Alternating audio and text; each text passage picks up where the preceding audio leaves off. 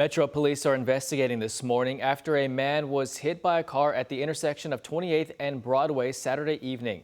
According to police, they responded to the scene just after 7 o'clock last night. Officers say a man was in the crosswalk when he was hit by a car that was traveling east on Broadway. The car did not stop and continued making a right-hand turn onto 28th Street.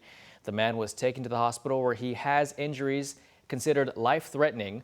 LMPD is asking anyone in the area who might have had surveillance video of the incident to please call the anonymous tip line at 574-LMPD.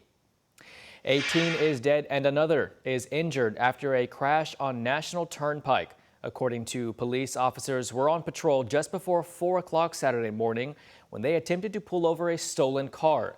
The car sped away from police and LMPD decided not to pursue the vehicle, turning off their lights and sirens.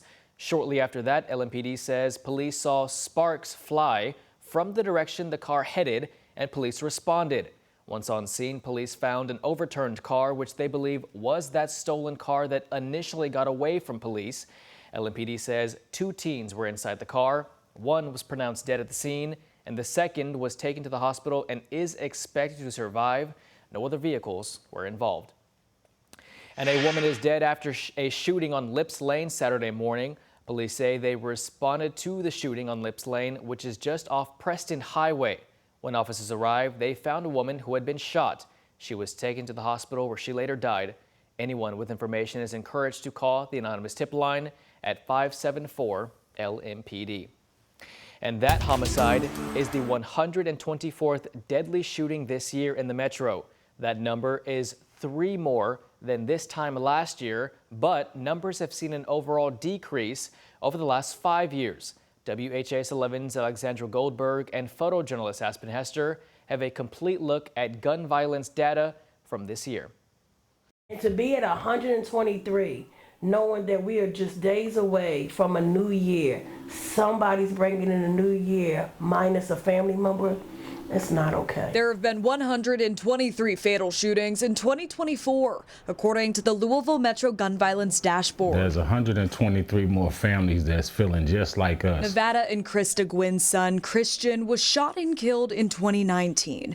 Their daughter, Victoria, was involved in a fatal shooting in 2021, but she survived. As we hear the numbers, I mean, every number is another stab, another jab, another red stain on the shirt. The numbers from 2024, 129 people killed from bullet wounds, and including non-fatal shootings, there are 488 victims total from gun violence in the city. There's not been a break in that trend in at least 5 years to 6 years. Christopher 2X is an advocate for gun violence prevention. He says numbers aren't anywhere near pre-pandemic levels, and data reveals the number of shootings was well below 100 up until 2020. Because if you stay at 100 a year plus, that's a hard conversation to have about how things are getting better. In 2024, there are 4 less shooting fatalities than the year before. But Christopher says there's still much more work to be done, and it starts with the youth. That magnetic pull of street life is appealing to a lot of young individuals. And the Gwynns say the criminals need to understand the consequences. These young children need to take heed that your time is coming and your crimes will be punished, and hopefully to the stiffest of the law. In Louisville, Alexandra Goldberg, WHAS 11 on your side. Christopher 2X says it's too soon to tell if city programs are making a difference in the long term, and there's no quick solution. But the Gwynns say Kentucky House Bill 5, also known as the Safer Kentucky Act, will make a difference in prosecuting criminals responsible for gun violence.